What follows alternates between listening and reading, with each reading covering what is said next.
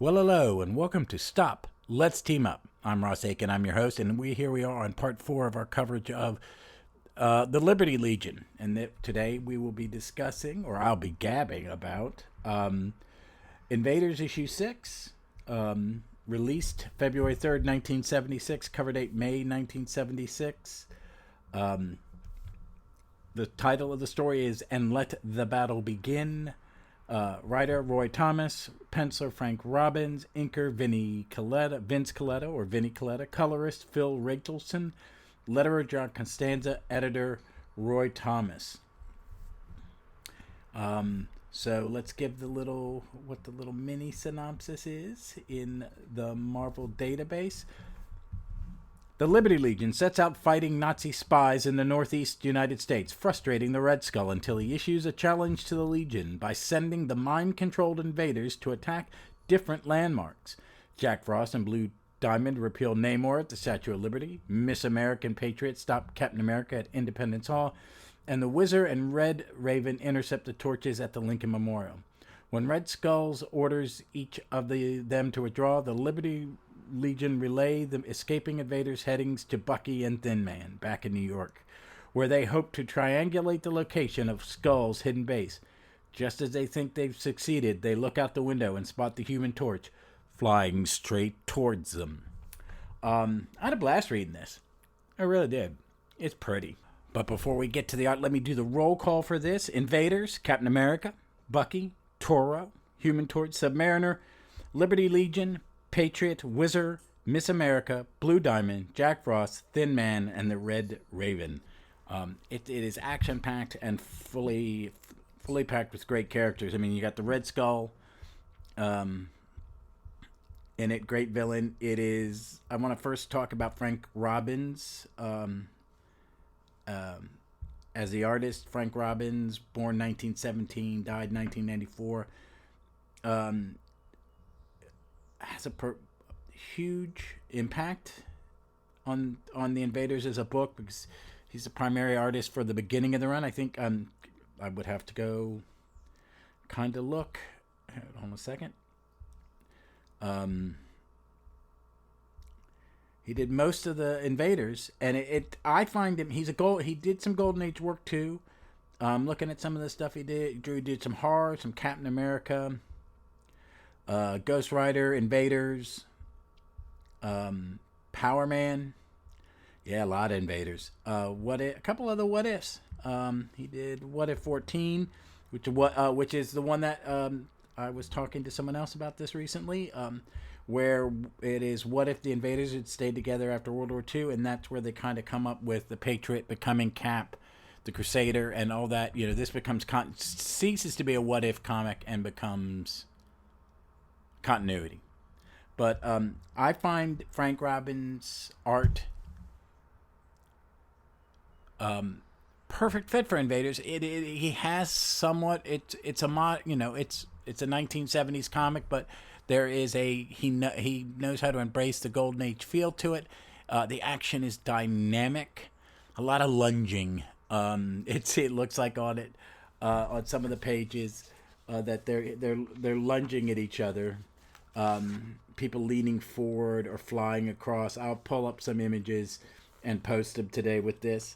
But it's beautiful. And in this trade, it looks good. It is action-packed. It has that cartoony feel. Red Skull is a little more 40s villain, stomping around and gesturing and overreacting to things. And he has a sidekick, General Krieghound, who looks like a villain right out of a Tintin. It's good, and then it just is so well put together, and it's so action packed. I just love it. I've talked about Vinnie Colette already on this, and Inkers Mattering, and that sometimes I'm not a biggest fan of Vinnie Colette. And I'm looking at the two last week's issue Marvel premiere, where it's Don Heck being inked by Vinny. I don't think it works. I think it hurts Don Heck's pencils. I think it's a better complement. And because of the way Frank Robbins pencils, Vinny can't stray. There's a lot of shading and stuff like that. So Vinny has to he can't really veer too far away from what Frank Robbins put on the page, which is a good thing, because I think this book, it looks amazing. I think the story is, man, I hate to say this, but it's not the greatest superhero comic ever written, but it does exactly what it does. We've had 2 issues basically of exposition and setup. The Invaders 5, the premise of the heroes being taken over by Red Skull, and then Marvel Premiere 29, giving us the Liberty Legion. But this is just like an old Justice Society. They recap what happened real quickly on the first couple pages. You got on. Let me see; these aren't numbered in my edition. 1, 2, 3. Page 4, you see a big group shot. It's beautiful. It's amazing. And then you get the next page. You get another group shot at the end where they're making the sign of victory, which is pretty much the ending of the Marvel premiere previously. And then it's like a montage of action. 1 page, 1 big panel.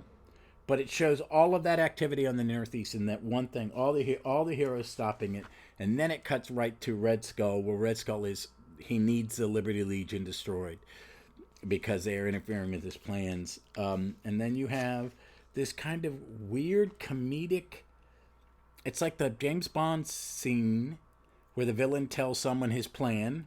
It's done for laughs a little bit. Roy is doing Red Skull is not the master planner, but more the villain in a 40s comic where he's a lot of bluster and ideas, and he's got comedic sidekicks, and and one of them gets machine gunned because it's a World War II comic. And then it gets back to the action of them doing the classic Golden Age or early Silver Age superhero team will split up, especially when you have 2 teams meeting. And each little 2-page, it's like 2 pages for each, 3 for the cap. You get to see all the heroes. They all get something to do. There's all something going on. There's nothing really wasted. And you got a cliffhanger like it's a Republic serial. It's a lot of fun. I mean, I'm savoring these. I'm reading them one at a time, which is good. And there's another one in here. There's actually 3 after Marvel Premiere 30, which is the end of this story. It's the 3 issues that the thing's involved in. So, but it's a blast. It's really wonderful. It is on the app. I have it in the hardback, like I've said. It's really good, Roy Thomas. It's a fun comic.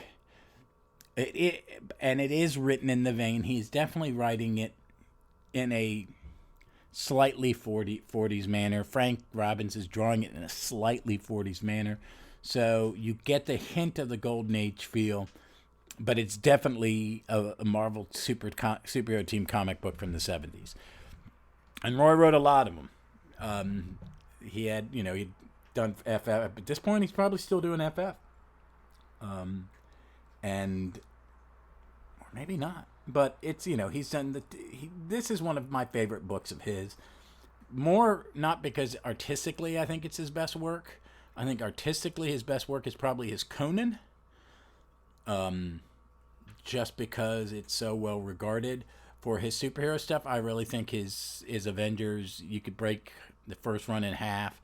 The Heck years and then the Buscemi years, and they're both great, but they're both different. And All-Star Squadron, which I do think that is my absolute favorite of his. Well, that's it, folks. We'll be back next weekend with our coverage of Marvel Premiere 30, the 4th and final installment of the Red Skull Invaders Liberty Legion storyline. I think after that, I may take a pause and come back to Liberty Legion, or I will keep trudging along with the Thing stuff because it's a bit more. But before that, or probably late this week, I will drop a special episode. I'm recording this today about project coming up, and I think it's an interesting project, and I have the gentleman who's putting it together on. So hopefully that'll go up this week or the week after. Wednesday or Tuesday, as always, there will be my Legion adventure with our next story coming up.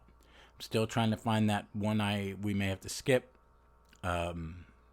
Just not sure I want to get a Comixology subscription to buy these random comics if they're even in there, but supposedly more the Silver and Golden Age are on that app than is on the DC app, which I think is kind of a crime. Come on, DC, just put everything on it. Come on.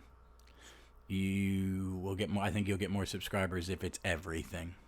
Just my hint. That's my opinion. So I know you're not listening. So folks, until next time, you all be safe, be smart, be kind, and read some comics.